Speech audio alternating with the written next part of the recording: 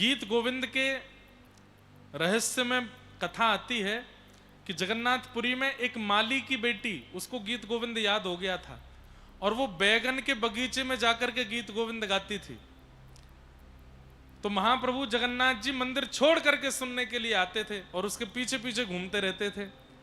एक दिन महाप्रभु जी लौट करके जब मंदिर आए, कपाट खुले तो सारे वस्त्र फटे हुए थे और कहीं कहीं कुछ मट्टी लगी थी, कहीं कांटे लगे थे। तो पुजारियों ने पूछा ये कैसे हुआ? तो ठाकुर जी बोले एक बालिका है पुरी में, माली की बेटी है, वो बैगन के बगीचा में जाकर के गीत गोविंद गाती है, मैं सुनने जाता हूँ। तो वहां बैगन के बगीचे बहुत छोटी छोटी छोटी बेल हैं, मैं इतना विशाल हूं और वो भीतर घुस के गाती है, तो उसके संग मैं जब घुसता हूं तो मेरे वस्त्र आदि फट जाते हैं। इतना प्रिय लगता है इनको गायन, कोई बस गा दे इनके लिए, बहुत प्रिय।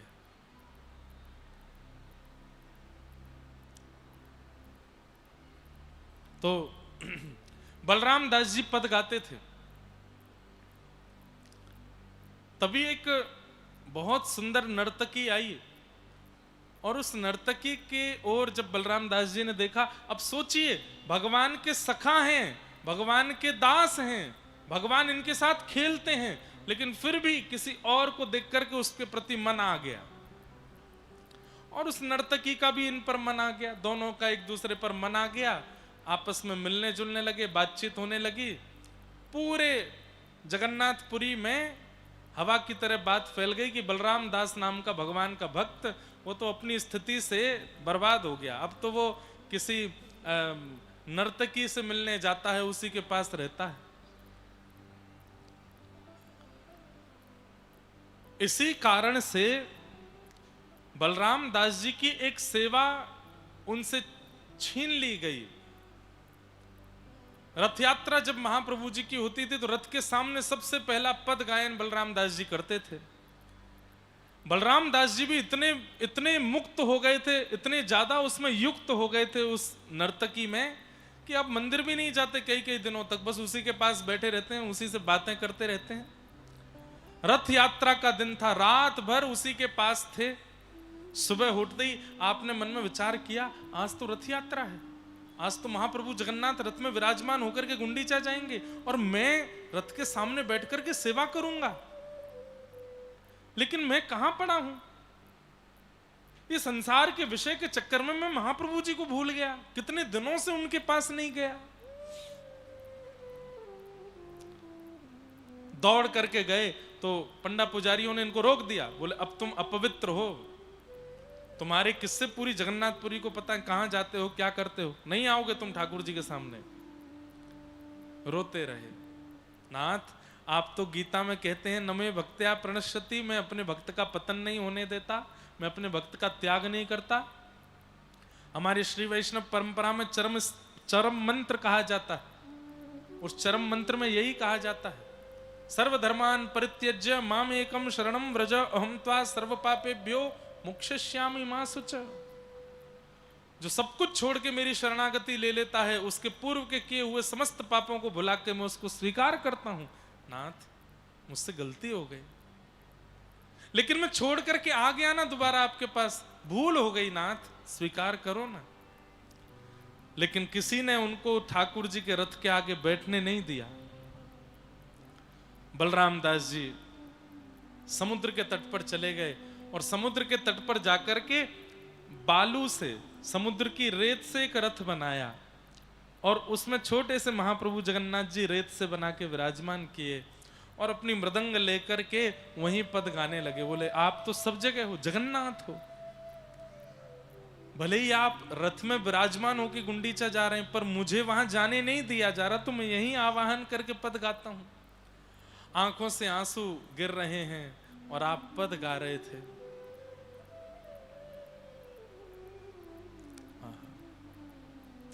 ठाकुर जी के सामने जब भाव से पद गाने लगे तो कहते हैं महाप्रभु जगन्नाथ जी का रथ रुक गया। सबने पूछा भगवान क्या बात है, आज रथ आगे नहीं बढ़ेगा क्या? सबने प्रार्थनाएं की। तब महाप्रभु जगन्नाथ जी बोले मेरी रथ यात्रा इस वक्त कहीं और हो रही है। बोले हैं ऐसा कैसे हो सकता है, कहां हो रही है? बोले समुद्र तट पर बलराम दास मेरा रथ यात्रा कर रहे हैं, मैं वहीं उसका पद सुन रहा हूं, इसलिए जहां मैं हूं रथ यात्रा वहीं हो रही है। यदि यहां से रथ आगे बढ़ाना चाहते हो तो बलराम दास को लेके आओ। सबने ठुकरा दिया, सबने निंदा की जिस बलराम दास की। ठाकुर जी ने उनको फिर बुलाया और बलराम दास जी सन्मुख आए और आकर के कहा अब छोड़ के नहीं जाना हमको, चलो गाओ पद। और जैसे ही पद गाया ठाकुर जी का रथ फिर आगे बढ़ने लगा। नमे भक्त्या प्रणश्यति, मैं अपने भक्त का कभी त्याग नहीं करता, कभी पतन नहीं होने देता, सदैव स्वीकार करता हूं उसको। इसका सबसे बड़ा प्रमाण तो जगन्नाथ जी। हमारा पतन हो भी रहा होता है तो भी ठाकुर जी हमको स्वीकार कर लेते हैं, बस हम दोबारा चले जाएं उनके पास। कान पकड़ लिया करो, गलती हो गई अब नहीं करूंगा। ठाकुर जी इतने दयालु हैं, तुरंत स्वीकार कर लेते हैं, कोई बात नहीं। नमे भक्त्या प्रणश्यति, इसलिए इस भक्ति के पथ पर, इस भागवत के पथ पर चलने लगो, कभी गिरोगे नहीं। और कभी गिर भी गए, गिरना मतलब पतन यदि हो भी गया ठाकुर जी फिर उठा लेंगे। बस हां कोई महापाप मत करना। महापाप क्या है?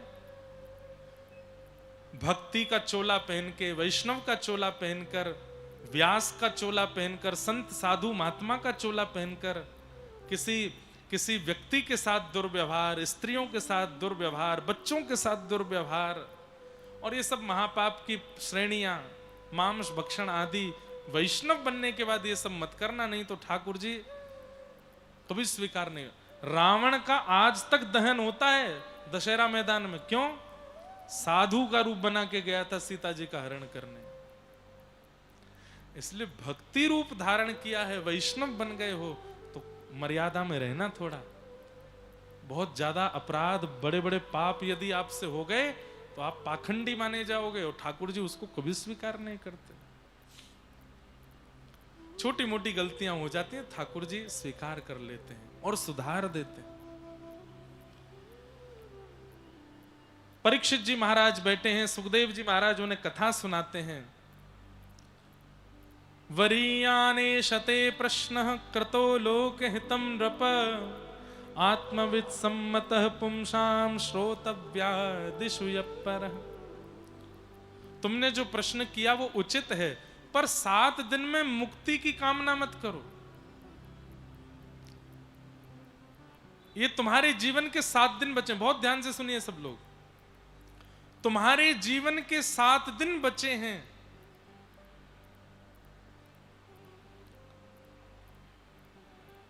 तुम्हारे जीवन के 7 दिन बचे हैं, और इन 7 दिनों में तुम पूछ रहे हो मुझे मुक्ति कैसे मिले। मैं चाहूंगा कि तुम ये ना पूछो कि मुक्ति कैसे मिले, ये पूछो भक्ति कैसे मिले। क्यों? मुक्ति तो बंधुओं जीवन भर आपने भजन नहीं किया, जीवन भर सारे पाप किए, जितने पाप हो सकते थे सब किए, लेकिन अंतिम क्षण में भी यदि भगवान नाम मुख से निकल गया, अंते नारायण स्मृति, अंतिम श्वास निकल रही थी, बस प्राण जाने ही वाले थे, और गलती से मुख से निकल गया हरि, गलती से मुख से निकल गया नारायण, गलती से मुख से निकल गया जगन्नाथ, गलती से मुख से निकल गया राम, और ये कहते ही प्राण निकल गए, मुक्ति हो जाएगी। जीवन भर अच्छा कर्म नहीं किया, लेकिन मृत्यु के समय यदि भगवत स्मरण हो जाए तो मुक्ति हो जाती है। पर ऐसी मुक्ति चाहिए क्यों? मुक्ति रावण को भी मिली है, मुक्ति कंस को भी मिली है, कुंभकर्ण को भी मिली है, पूतना को भी मिली है, शूर्पणखा को भी मिली है। जीवन भर जो भजन नहीं करते, अंत में गलती से मुख से भगवान नाम प्रकट हो जाता है, पहली बात तो होगा ही नहीं, और यदि हो गया तो मुक्ति मिलने में भी सेक्शन है। तो ए बी सी सेक्शन होते होंगे वहां पर भी, तो सी सेक्शन किनका है? राक्षसों का है, जो भगवान के हाथों मर के मुक्ति प्राप्त कर ली, उसी वाले सेक्शन में भेजा जाता है बुरा वो भी नहीं, अच्छा है वो भी, पढ़ाई वहां पर भी होती है, सी सेक्शन में भी होती है, ए सेक्शन में भी होती है। पर स्कूल में ऐसा होता था ना, अच्छे पढ़ाकू बच्चे ए सेक्शन में होते थे, थोड़े कम बच्चे बी सेक्शन में होते और सबसे ऊधमी बालक सी सेक्शन में। तो ऊधमी बालकों के पास भेज दिया जाता है मुक्ति के। मुक्ति तो मिल गई, लेकिन जैसे ही वैकुंठ पहुंचे नजर घुमा के देखा तो रावण बगल में ही बैठा था, कंस इधर वाली सीट पे ही बैठा है। उनको भी तो मुक्ति मिली है। मुक्ति तो अंते नारायण स्मृति, अंत में नारायण का स्मरण कर लो तो मुक्ति मिल जाती है। तुम्हारे पास 7 दिन है परीक्षित, मुक्ति मत मांगो, भक्ति मांगो। भक्ति से क्या होगा? बोले मृत्यु के बाद मुक्ति मिलने पर भगवान का दर्शन होगा, लेकिन भक्ति से जीते जी भगवान का दर्शन हो जाएगा। 7 दिन में ठाकुर जी मिल जाएंगे। तुम भक्ति मांगो। हमारे भारत में एक बहुत अच्छे संत हुए स्वामी शरणानंद जी महाराज, वे एक वाक्य कहते थे, लिख लीजिएगा। इच्छाएं अधूरी रह जाएं और प्राण निकल जाए उसे मृत्यु कहते हैं। इच्छाएं अधूरी रह जाएं और प्राण निकल जाएं उसे मृत्यु कहते हैं। पर इच्छाएं पूरी हो जाएं और प्राण ना निकलें उसको मुक्ति कहते हैं। इच्छाएं सब समाप्त हो गई, अब कोई इच्छा नहीं है मेरी, ना अच्छा खाने की इच्छा, ना पहनने की, ना इससे मिलने की, ना इसको प्राप्त करने की, अब कोई इच्छा मेरे चित्त में नहीं है और मैं जीवित हूं, इसी को मुक्ति कहते हैं। राजन, तुम मृत्यु की बात क्यों करते हो? 7 दिन तुम्हारे पास बचे हैं, इन 7 दिनों में तुम भक्ति मांगो, भक्ति की याचना करो।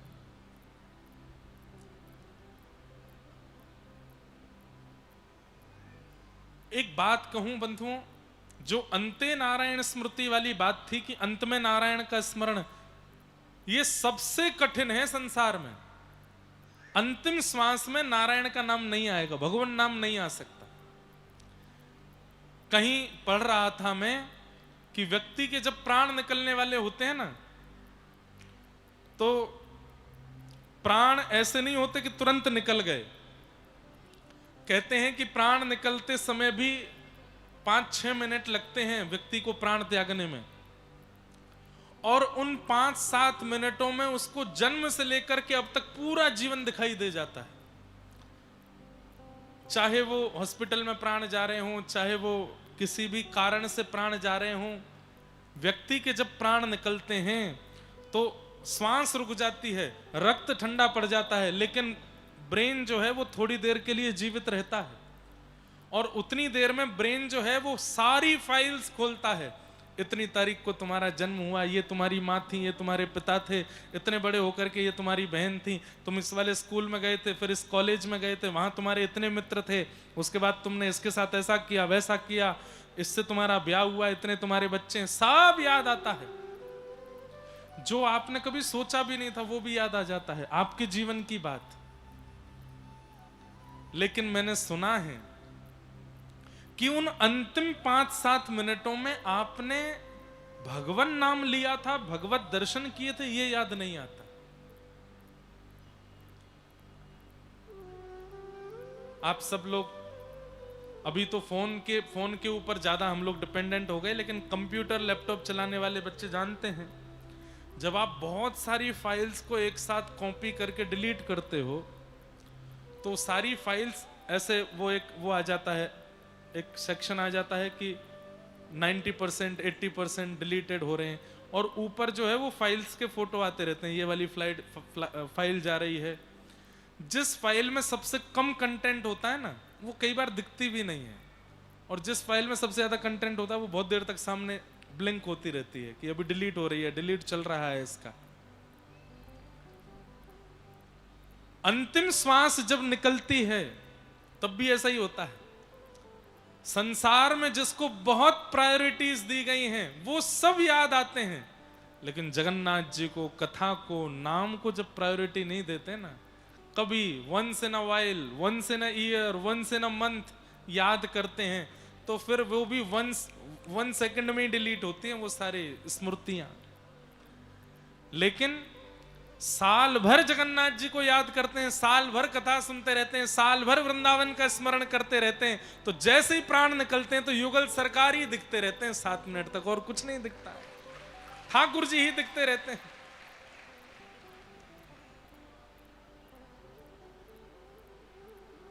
पीतांबरी कसी हो, मुखड़े पे एक हंसी हो, छवि मन में ये बसी हो, जब प्राण तन से निकले, इतना तो कहना स्वामी, जब प्राण तन से निकले, गोविंद नाम लेकर, जब प्राण तन से निकले।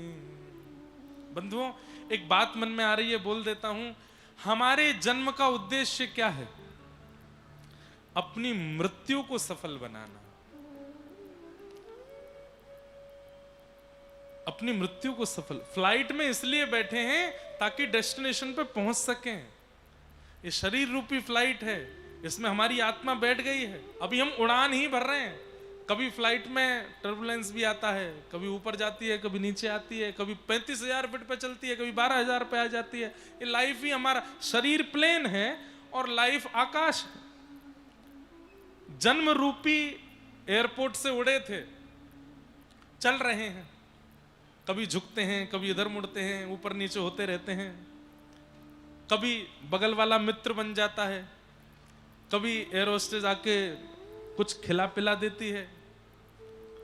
लेकिन डेस्टिनेशन क्या है? डेस्टिनेशन है श्री हरि चरणार विंद, वहां पहुंचना है।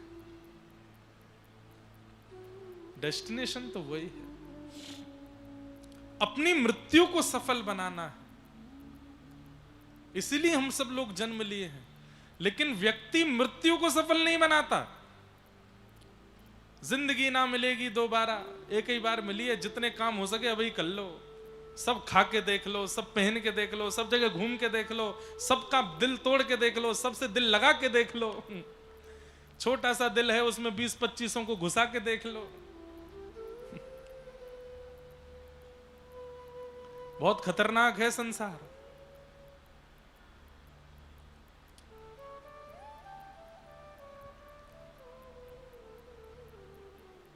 हम आज को जीकर, ऐसा कहा जाता आज में जियो, आज में जियो।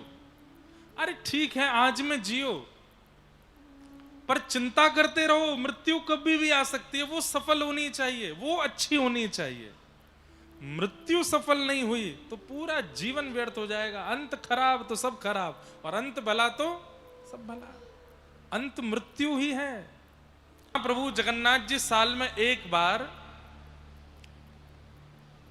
गज भेष धारण करते हैं। उस दिन ठाकुर जी गज भेष धारण करते हैं अपने जन्मदिन वाले दिन। कथा तो सबको पता होगी।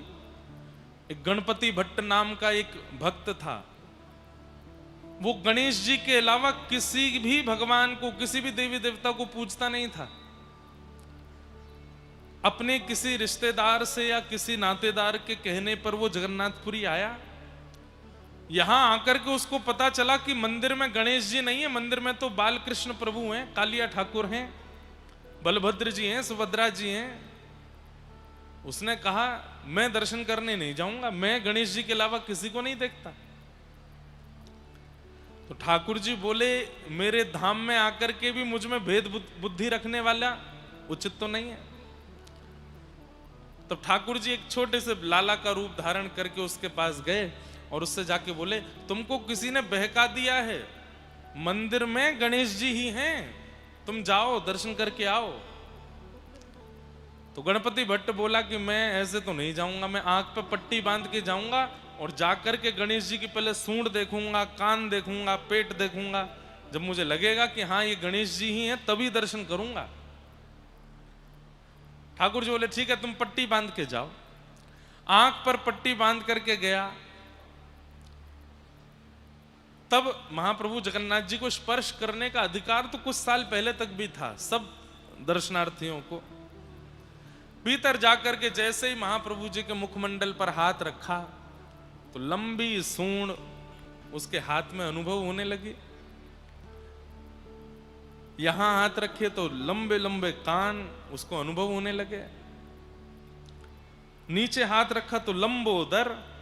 अब उसने कहा ये तो गणेश जी ही हैं, मुझसे अपराध हो गया, मैंने गलती की, आपका दर्शन नहीं किया, पहले प्रणाम कर ले। तो प्रणाम किया तो महाप्रभु जगन्नाथ जी अपनी सूंड से उसको गुदगुदा और रहे थे।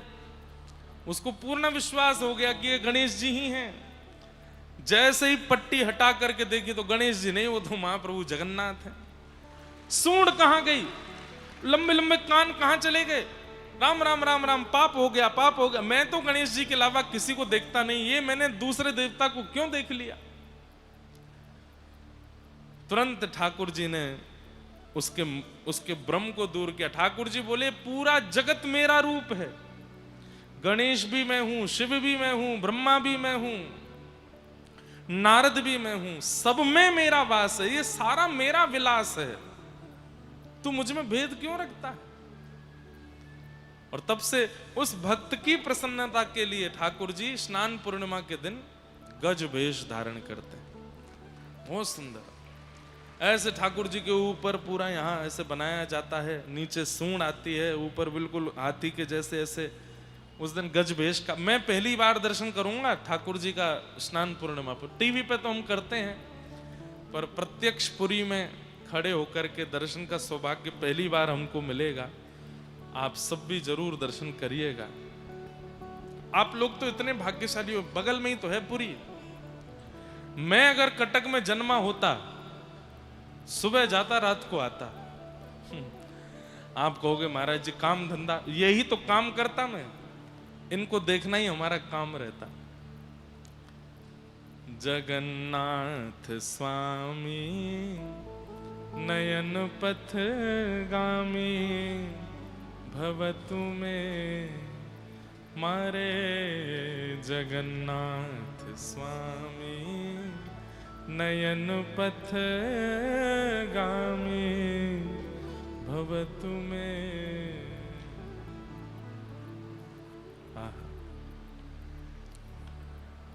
ऐसे महाप्रभु जगन्नाथ, उन्हें बारंबार प्रणाम करते हैं।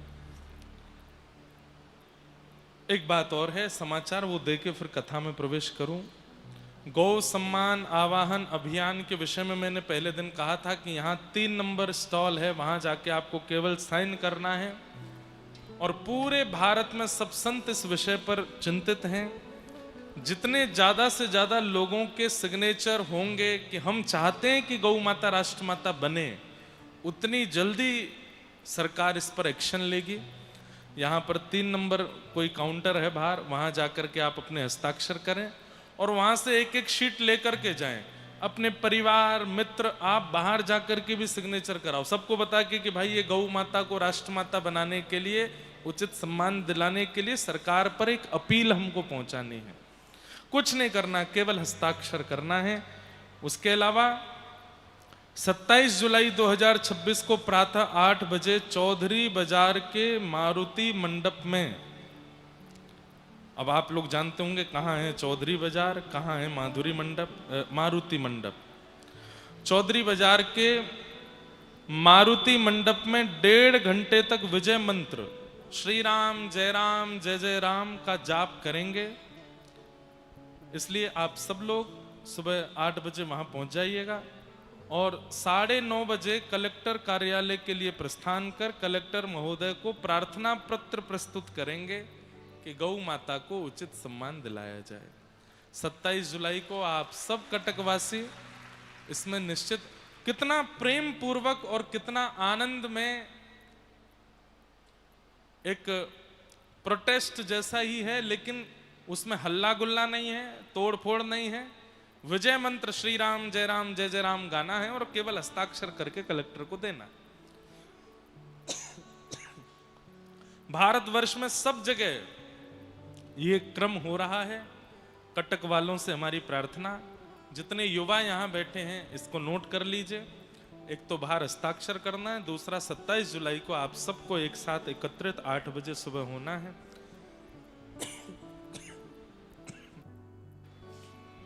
और इस भाव में भागीदारी करनी। बोलो वृंदावन बिहारी लाल की।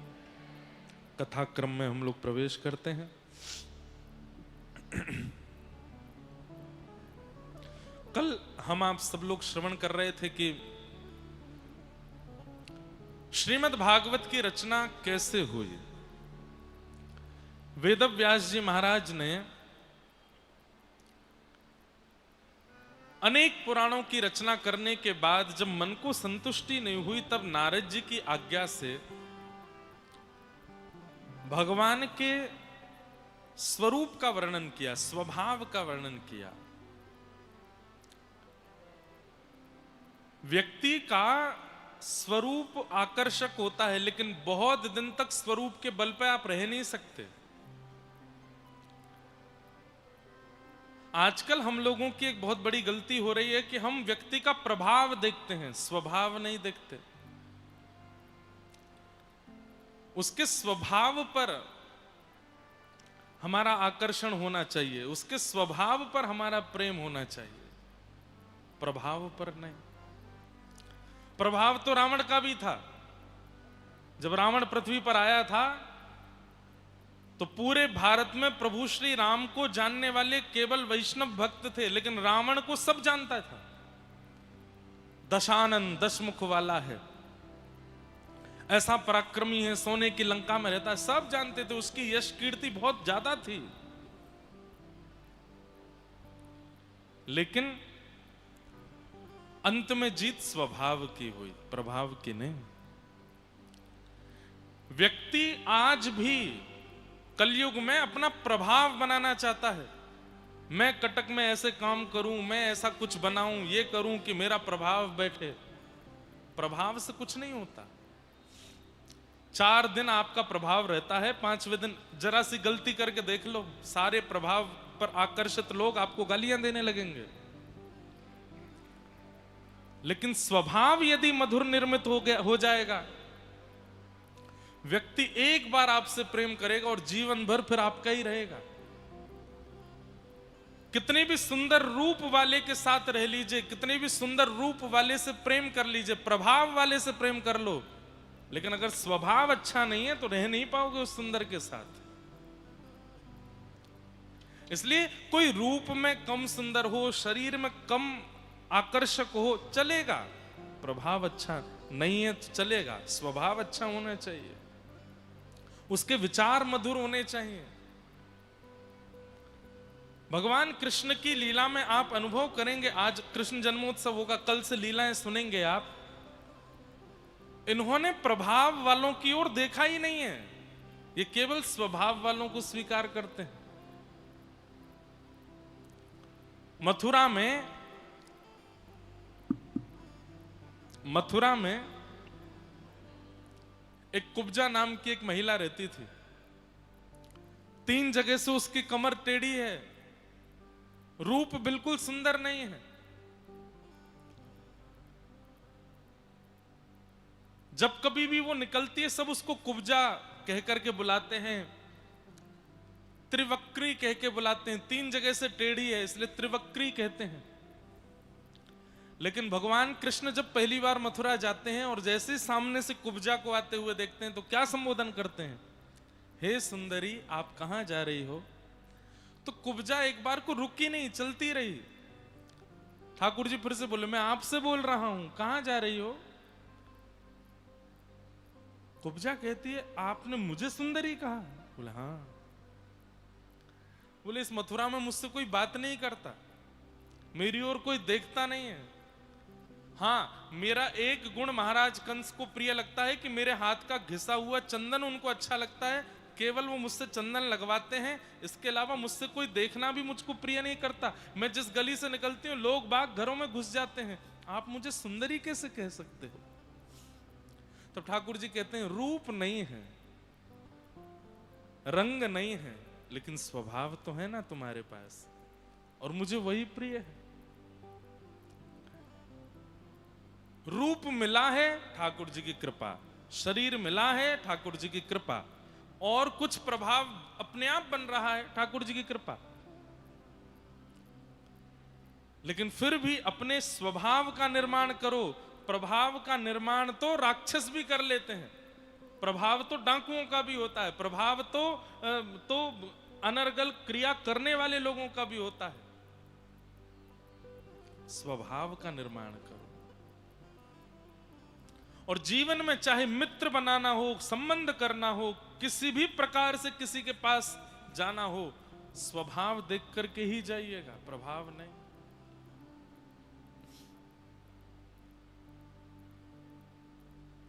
पिछले 1.5-2 वर्षों से भीड़ होने लग गई हमारी कथाओं में, कहीं भी जाते हैं खूब भीड़ हो जाती है।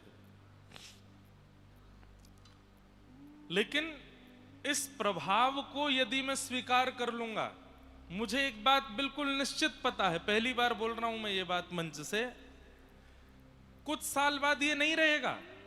कुछ साल बाद वही गिने चुने लोग आएंगे कथा सुनने, कुछ साल बाद कोई और होगा जिसको लोग सुनेंगे, कुछ साल बाद हो सकता है कि भक्ति ही डाउन हो जाए, कोई कथा में ही नहीं आवे। उस समय यदि भीड़ नहीं आई तो कष्ट होगा चित्त को। इसलिए मैं आज भी स्वीकार ही नहीं करता। छोटे छोटे बच्चे आते हैं, युवा आते हैं, कॉलेज यूनिवर्सिटी के बच्चे आते हैं, कोई ऑटोग्राफ मांग रहा है, कोई कुछ कह रहा है। मैं उस समय यही सोचता रहता हूं, ये 4 दिन की चकाचौंध दिखा रहे हैं ठाकुर जी, इसको अपने ऊपर हावी मत होने देना। और इसका बहुत बड़ी प्रेरणा मुझको जगन्नाथपुरी से प्राप्त हुई। कैसे? जगन्नाथपुरी में माधवदास जी रहते थे, जिनका हम रोज थोड़ा थोड़ा वाक्य सुनते हैं। माधवदास जी जब मंदिर में दर्शन करने के लिए जाते थे तो लोग ये अनुभव करते थे कि महाप्रभु जगन्नाथ अपनी ब्रह्मवेदी पर ऐसे झूमते थे। 1-2 बार लोगों ने जब उनको झूमते हुए देखा तो उसके बाद में ये प्रचार हो गया पूरे जगन्नाथपुरी में कि जब माधवदास दर्शन करने जाता है तभी महाप्रभु जी झूमते हैं। अब तो ये हो गया कि सिंह द्वार पर भीड़ लगती थी, लोग दर्शन करने नहीं जा रहे हैं, माधवदास आएगा तो उसके साथ जाएंगे ताकि महाप्रभु जी को ऐसे झूमते हुए देखेंगे। ध्यान से सुनिएगा। और ये अनुभव किया लोगों ने कि जब वे जाते भीतर और जैसे ही माधवदास सामने जाके खड़े होते तो महाप्रभु जी ऐसे झूमते, और फिर सब दर्शनार्थी हरि हरि बोलो, महाप्रभु जगन्नाथ की जय। और फिर जगन्नाथ जी की जय जयकार तो होती, माधवदास जी की भी जय होती। मंदिर से माधवदास जी जैसे बाहर आते सब लोग, कोई चरण छू रहा है, कोई आरती उतार रहा है, बोले आप तो साक्षात जगन्नाथ ही हो। मंदिर में जाते ही महाप्रभु जी झूमने लगते हैं। माधवदास जी अपने कान बंद करते हैं और सबसे हाथ जोड़ते, इतना सम्मान नहीं दिया करो मुझे, मैं अधिकारी नहीं हूं इसका। अब स्थिति ये हो गई कि माधवदास जी जहां निवास करते थे उनकी कुटिया से लेकर के सिंह द्वार तक लोग पुष्प बिछाते थे। हर नुक्कड़ चौराहे पर आरतियां लेके माताएं खड़ी रहती थी, लोग पुष्प वर्षा करते। वो महाप्रभु जगन्नाथ जी का दर्शन करने जा रहे हैं और रास्ते में लोग पुष्प बिछाते थे। माधवदास जी जब अपनी कुटिया से बाहर निकलते तो आंखें लाल पड़ जाती, रोने लगते और महाप्रभु जी से जाके कहते, ये सब क्या कर रहे हैं नाथ, मुझे इस सम्मान की आवश्यकता नहीं है। ये सम्मान कहीं मेरे चित्त पर हावी हो गया और कहीं इसकी आदत मुझे लग गई तो आपका भजन छूट जाएगा नाथ। लेकिन बंधुओं, ठाकुर जी, एक बात बहुत ध्यान से सुनिएगा, आपके जीवन में विपरीत परिस्थिति आती है तो आप क्या कहते हैं? ठाकुर जी परीक्षा ले रहे हैं ना। अनुकूल परिस्थिति जब आती है और उस अनुकूलता में जब आप फूल जाते हो, वो है परीक्षा। जो चाहा था वो मिल गया, जैसा घर चाहते थे बन गया, जैसी पत्नी चाहते थे मिल गई, जैसा व्यापार चाहते थे हो गया। और इन सब चाहने वाली वस्तुओं के आने के बाद जब आप फूल जाते हो तो आप ठाकुर जी की परीक्षा में हार गए। प्रतिकूलता देकर के ठाकुर जी परीक्षा लेते हैं कई बार, अनुकूलता देकर के ठाकुर जी परीक्षा लेते हैं कई बार। और जहां तक दृष्टि जा रही है भीड़ ही भीड़ खड़ी है, लोग बाग आपके चित्र बना करके ला रहे हैं, आपके चित्र ले ले करके उछल रहे हैं, आप जब निकलते हैं तो पुष्प वर्षा कर रहे हैं, कोई माला पहना रहा है, कोई ऑटोग्राफ मांग रहा है, कोई जय जयकार कर रहा है। उस स्थिति में ठाकुर जी ध्यान से देखते हैं अभिमान आया कि नहीं आया। और जब व्यक्ति फूलता है ना, मेरा स्टारडम देखो, तब ठाकुर जी कहते हैं फेल, अब इसको नाक के बल गिरूंगा मैं नीचे। क्यों? प्रभाव को स्वीकार कर रहा है। ये परीक्षा है। केवल प्रतिकूलता परीक्षा नहीं होती, अनुकूलता भी परीक्षा होती है। अरे 4 दिन पढ़ना पड़ता है मुझको, तो 4 महीने का सिलेबस ऐसे याद हो जाता है। कई बच्चे ऐसे होते हैं, मैंने खुद देखा, मैं अपनी आप बीती बता रहा हूं। मैं स्कूल में बहुत अच्छा बच्चा नहीं था, मतलब पढ़ने में वैसे बहुत अच्छा था, हाँ कोई उधम उधम नहीं करता था, पर हाँ पढ़ाई में थोड़ा मन कम लगता था। और हमारे क्लास के जो टॉपर बच्चे होते थे, वो मेरी कभी चोटी खींचे, आए पंडित जी आ गए, पंडित जी आए हैं, ऐसे बोलते थे। अभी मुझे मेरा एक क्लास का टॉपर मिला कुछ दिन पहले, कथा सुनने आया था, मैं पहचान गया। मैंने अरे तुम तो वो हो? बोले हाँ। मैंने कहा क्या कर रहे हो आजकल? टैक्सी का व्यापार है मेरा। मैंने कहा टैक्सी का व्यापार क्यों करते हो? तुम तो भाई बड़े अच्छे थे पढ़ने में। पता नहीं भाई क्या हुआ, 12th के बाद पढ़ाई में मन ही नहीं लगा। 12th के बाद कुछ याद ही नहीं हुआ। चार्टर्ड अकाउंटेंट करने की कोशिश की, इतने अटेम्प्ट्स किए, सब में फेल हो गया। उसके बाद फिर पिताजी का व्यापार, पता नहीं क्या हुआ बुद्धि को, जैसा मैं पहले था तो मैंने उसको बोला तो नहीं, बुरा लगता, लेकिन अभिमान। देखो मैंने कितनी जल्दी याद कर लिया, देखो मेरे इतने परसेंटेज आ गए, देखो मैं इतनी जल्दी जल्दी इसको कर लेता हूं। और फिर उसके बाद आपके पास योग्यता है तो अच्छा है, लेकिन जिसके पास नहीं है उसकी अवहेलना करना। अब कोई रूपवान है और कोई बेचारा रूपवान नहीं है, तो उसके सामने रूप गर्विष्ठ हो जाते हैं। हमारी आंखें देखो, हमारे नाक देखो, हमारा मुंह देखो, हमारे बाल देखो। याद रखना, जिस दिन ठाकुर जी की इच्छा हो गई, कुछ भी अच्छा नहीं दिखेगा। फिर ना बुद्धि काम करेगी, ना वाणी काम करेगी, ना रूप काम करेगा, ना शरीर काम करेगा। इसलिए हर परिस्थिति में उन्हें प्रणाम करते चलो, धन्यवाद करते चलो। सुख में फूलो मती, ध्यान रखना, सुख में फूलो मती, दुख में भूलो मती, प्राण जाए मगर नाम भूलो मती, मुरली वाले को मन से रिझाते चलो, कृष्ण गोविंद गोपाल गाते चलो। हर सिचुएशन को उनका प्रसाद मान करके स्वीकार करो। अच्छी है तो भी, बुरी है तो भी। तो माधवदास जी, उनको इतना सम्मान मिलने लग गया था, तो महाप्रभु जगन्नाथ बोले अच्छा है और अच्छा। अभी तो तुम देखना, जगन्नाथपुरी के अलावा जहां जाओगे वहां तुम्हारा सम्मान होगा। सब लोग इधर देखो। तो माधवदास जी ने क्या विचार किया?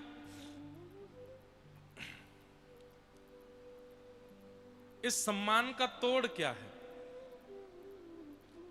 मीठा अगर बहुत ज्यादा खा लेते हैं हम लोग, तो फिर छेना पोड़ा आधा खा लिया तो फिर मन होता कोई नमकीन खिलाओ भाई। ऐसे ही सम्मान का भी विपरीत अपमान है। बहुत सम्मान मिल जाए ना दुनिया से, कभी कभी ऐसी क्रियाएं जानबूझ के करो कि आपका थोड़ा अपमान हो, बैलेंस बना रहेगा।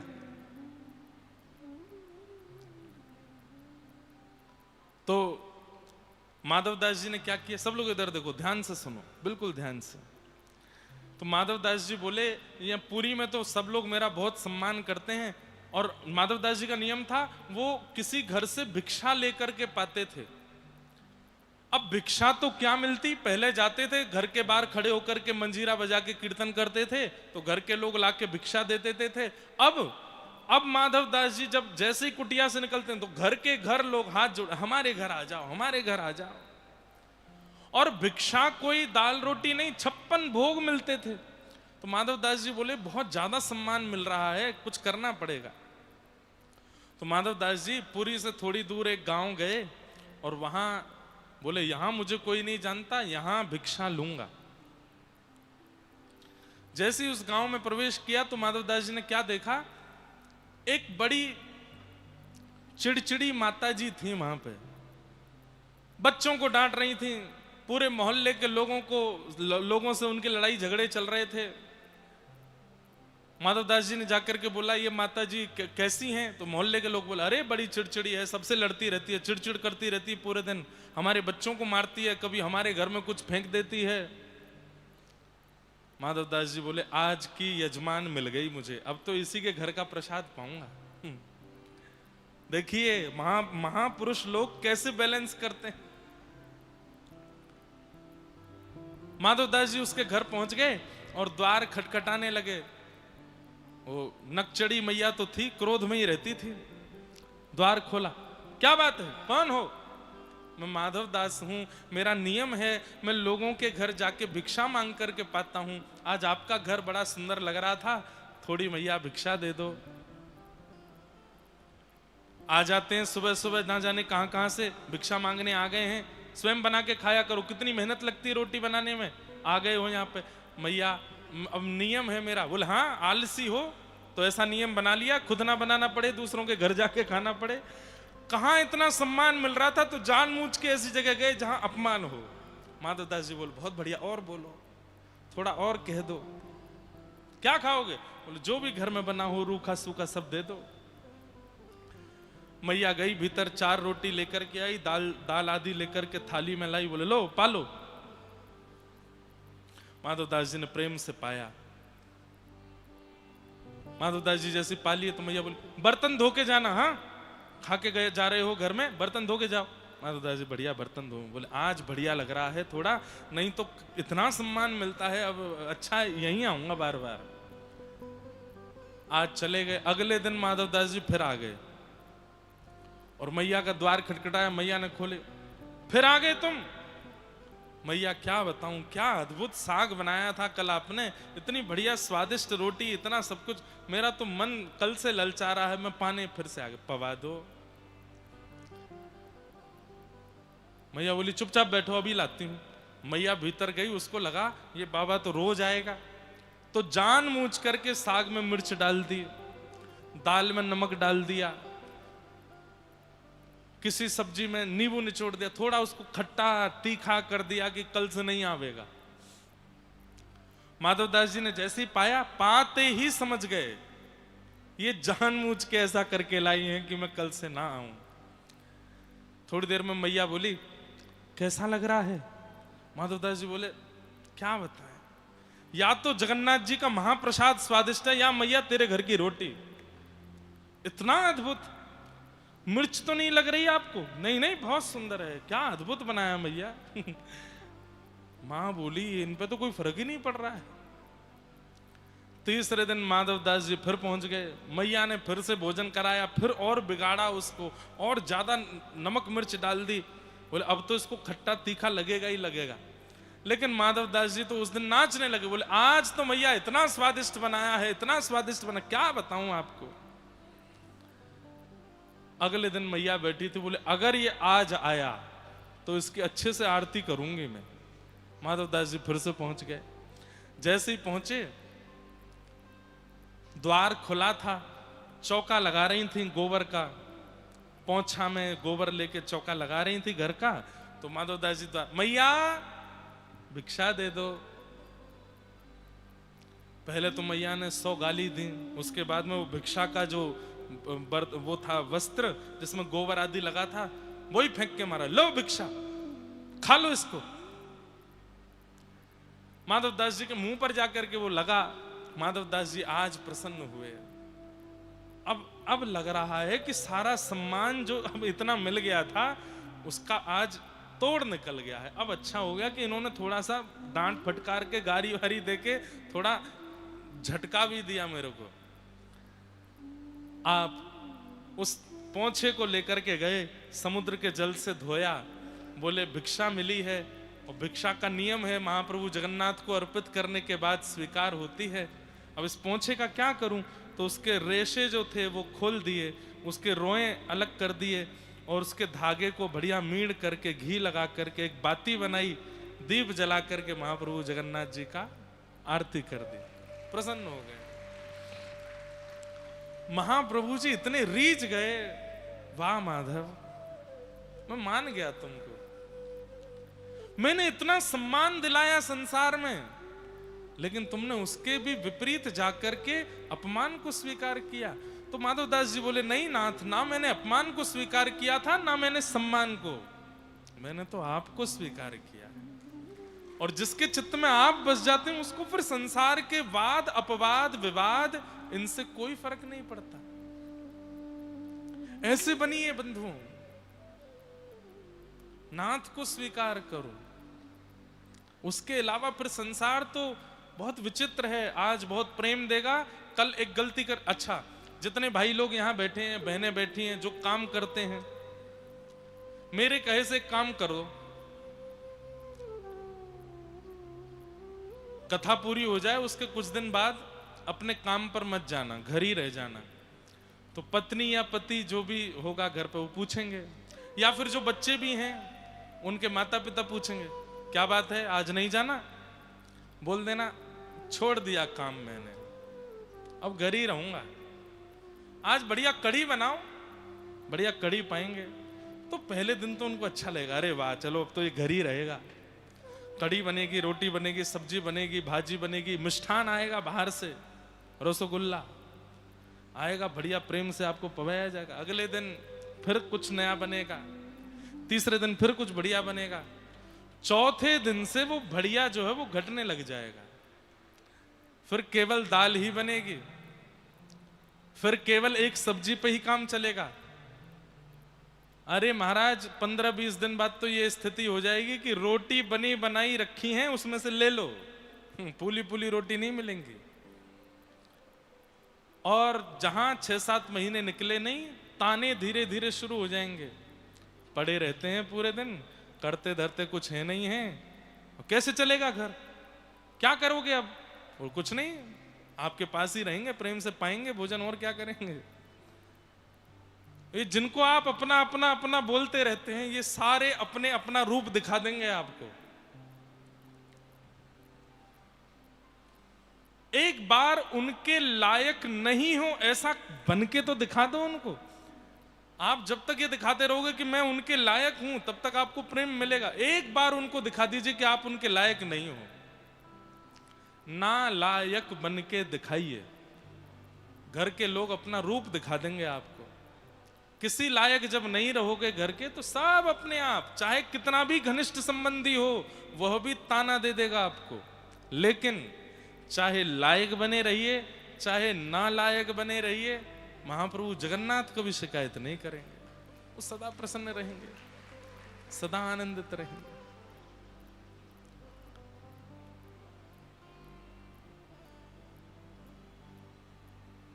तो श्रीमद् भागवत जी का निर्माण व्यास जी ने किया, और किस भाव से किया? प्रेम भाव से। ना धर्म है, ना अर्थ है, ना काम है, ना मोक्ष है, प्रेम प्रधान भगवान के स्वभाव का वर्णन किया। इसलिए भागवत जी सर्वजन हिताय, सर्वजन सुखाय और सबको प्रिय लगने वाली है। भागवत जी का निर्माण करके वेदव्यास जी ने अपने पुत्र श्री सुखदेव जी को प्रदान किया। सुखदेव जी ने यही भागवत की कथा परीक्षित महाराज को सुनाई। प्रश्न किया कि परीक्षित जी कौन हैं? तब बताया कि ये पांडवों के वंशधर हैं। अर्जुन के पुत्र हुए अभिमन्यु, जिनको चक्रव्यूह में मार दिया था, उन्हीं अभिमन्यु की पत्नी है उत्तरा, और उनके गर्भ से जन्म हुआ परीक्षित का। मतलब ये अर्जुन के पौत्र हैं, पुत्र के बेटे परीक्षित। परीक्षित जी महाराज का प्रादुर्भाव हुआ, बीच में कुछ महाभारत का प्रसंग सुनाया, किस प्रकार अश्वत्थामा ने सोते हुए द्रौपदी के 5 बालकों को मार दिया और भगवान ने द्रौपदी को अपना नाम दिया। यहां पांडवों ने मिलकर के पिंडदान आदि किए, सब कुरुवंश के। तत्पश्चात भीष्म पितामह ने स्तुति गाई, वो हम पहले दिन सुनी चुके, 2 दिन पहले। भगवान अब द्वारिका जाने को तैयार हुए। इतने दिन से पांडवों के पास ही थे। आज भगवान ने वापस द्वारिका जाने का मन बनाया। बंधुओं, एक बात कभी आपके मन में आती है कि पांडवों में ऐसा क्या है कि ठाकुर जी उनके साथ खड़े रहे? ऐसे कौन से लक्षणों से पांडव युक्त हैं कि भगवान ने उनका साथ दिया? धर्म की यदि बात करें तो धर्म तो भीष्म पितामह में भी था। गुरु तत्व की बात करें तो कृपाचार्य, द्रोणाचार्य जैसे महागुरु भी कौरव पक्ष में थे। बल की यदि बात करें तो दुर्योधन बहुत बलवान था।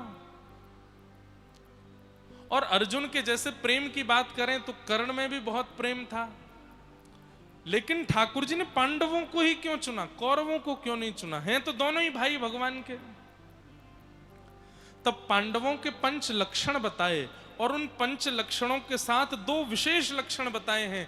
ये 5 लक्षण और 2 विशेष लक्षण जिनमें होते हैं, ठाकुर जी उन्हीं का संग करते हैं। कौन कौन से लक्षण हैं, ध्यान से सुनो। युधिष्ठिर, भीम, अर्जुन, नकुल और सहदेव, ये 5 पांडव हैं।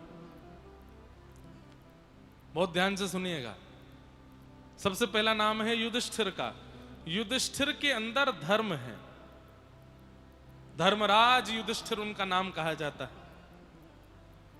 युधिष्ठिर के पास धर्म है। भीम का स्वरूप बल है। भीम बल का स्वरूप है।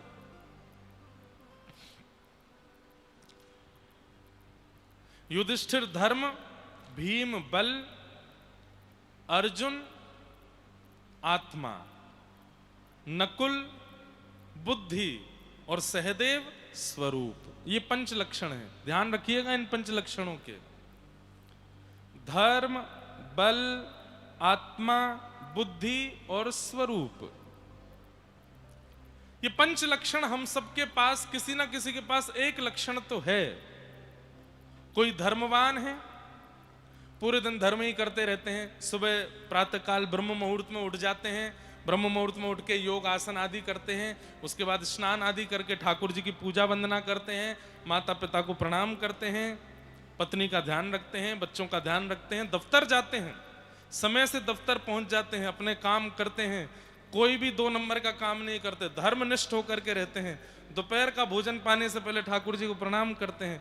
रात्रि घर आते हैं, आकर के स्नान करके फिर ठाकुर जी को प्रणाम करते हैं, प्रेम पूर्वक प्रसाद पाते हैं, रात्रि फिर भगवान को प्रणाम करके सो जाते हैं। ये धार्मिक व्यक्ति।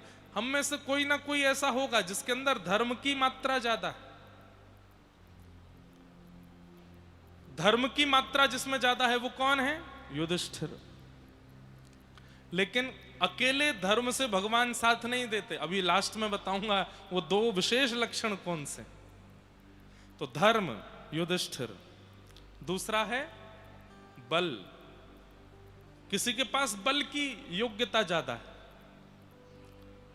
बल कितने प्रकार के होते हैं? अनेक प्रकार के बल हैं। कोई शारीरिक बल है, किसी के पास बौद्धिक बल है, बुद्धि बहुत तेज है, किसी के पास धन बल है,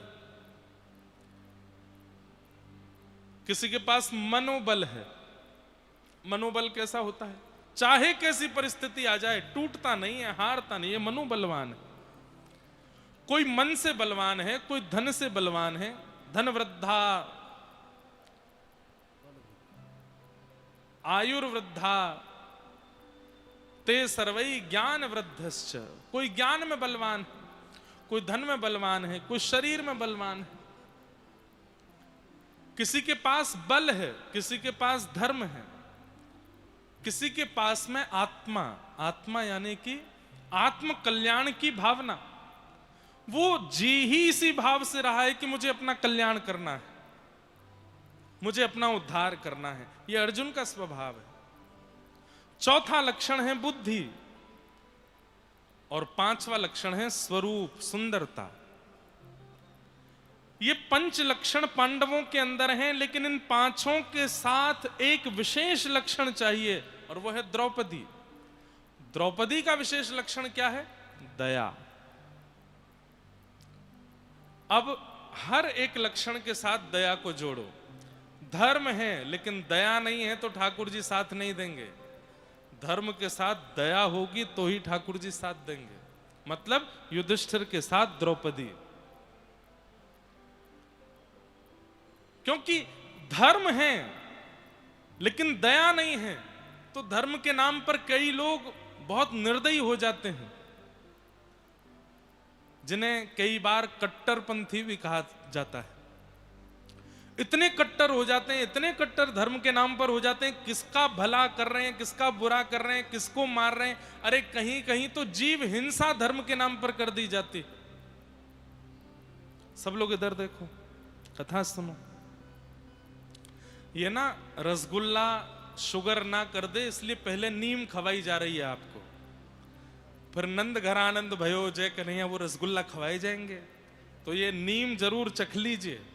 ये ज्ञान रूपी नीम, करेला आदि आदि ये बढ़िया औषधि खानी चाहिए। हाँ, सुबह उठते ही सबसे पहले पौष्टिक आहार लेना चाहिए। तो कथा के प्रारंभ में पौष्टिक ज्ञान सुनो, और कथा के विश्राम में प्रेम में डूबेंगे, इसलिए ध्यान से सुनो। क्या बता रहा था मैं? हाँ, धर्म में यदि दया नहीं है तो ठाकुर जी आपका साथ नहीं देंगे। धर्म में निर्दयता कैसी आ जाती? कई लोग मंदिर जाते हैं, और मंदिर जाते हैं बड़ा शुद्ध बन के जाते हैं, नए कपड़े पहन के जाते हैं, तिलक स्वरूप लगा के जाते हैं, गले में कंठी माला पहन के जाते हैं, हाथ में थाली लेके जाते हैं, उसमें सामग्री लेके जाते हैं, लेकिन दूसरे व्यक्ति को बड़ी ओछी नजर से देखते हैं। दूसरा जो मंदिर आया है, तुम क्या सेवा करोगे, हम करते हैं, हम तो ये वाली स्तुति सुनाते हैं, ऐसे जल डालते हैं, हम तो गाय का दूध लेके चढ़ाने आए हैं, उस मंदिर का प्रसाद लाए हैं, ऐसा करते हैं।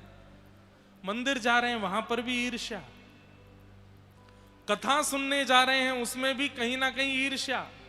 मेरी जगह पे तुम कैसे बैठ गए, मैं बैठा था यहां पहले दिन से। पौनी मारते हैं, पीछे गेड़ देते हैं। धर्म में दया नहीं, तो धर्म आपके रक्षा नहीं करेगा। रावण भी कहीं ना कहीं धार्मिक तो था। क्यों? नित्य महादेव की उपासना करता था। जब जाता था कैलाश पर और देखता था लंबी लाइन लगी है महादेव के दर्शन की, तो रावण खड़े होकर के बोलता मुझे भी खड़ा होना पड़ेगा यहां पर। अरे महादेव को कोई जाकर के बताओ लंकापति रावण आया है। तो लोग बाग कहते तू दर्शन करने आया है कि दर्शन देने आया है? बोले आया तो दर्शन करने ही हूं, लेकिन इन सब लोगों के साथ थोड़ी खड़ा रहूंगा। अच्छा, लाइन में कौन खड़े हैं? गंधर्व खड़े हैं, ब्रह्मा जी खड़े हैं। उन लोगों को तो कुछ समझता ही नहीं था वो, इनके साथ खड़ा हूंगा मैं? और मुझ पर समय नहीं है, महादेव से कहो मुझे दर्शन दें। लेकिन उसकी सुनवाई नहीं होती थी, तो क्या करता था रावण? ऐसी स्तुति बना करके गाता था कि उसकी स्तुति के शब्दों से हिमालय की चोटियां हिलने लगती थी, बर्फ टूट टूट करके नीचे गिरने लगती थी, आकाश में बादल गरजने लगते थे, पृथ्वी में भूचाल आ जाता था। तो महादेव के नेत्र अपने आप खुलते थे। क्यों, क्या हो रहा है भाई? तब कहते रावण आया है, बुलाओ बुलाओ उसको यहां बुलाओ।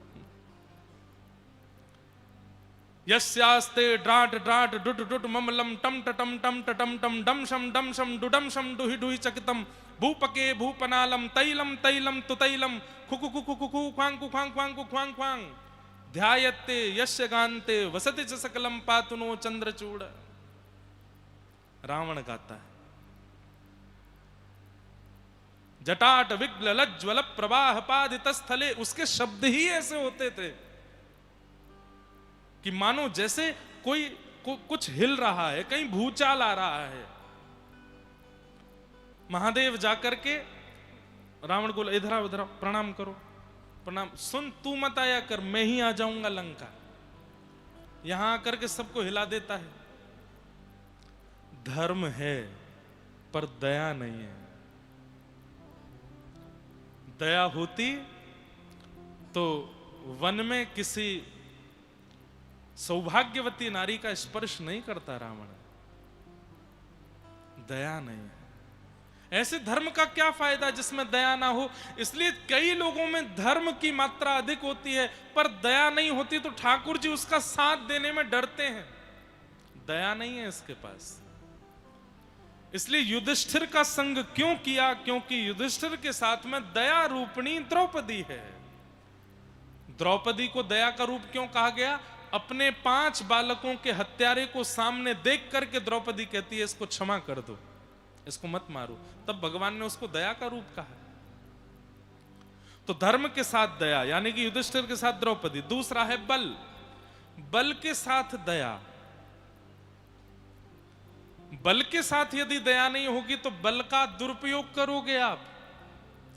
बहुत धन आ गया लेकिन दया नहीं है तो धन का असदव्यय करोगे, कहीं भी उड़ा रहे हैं, कहीं भी खर्च कर रहे हैं। लेकिन धन के साथ दया आ जाएगी तो नित्य दान पुण्य की भावना बनी रहेगी। यहां कुछ सेवा करा दें, यहां कुछ अच्छा करा दें, जगन्नाथ मंदिर में एक उत्सव करा दें, बद्रीनाथ में कुछ ऐसा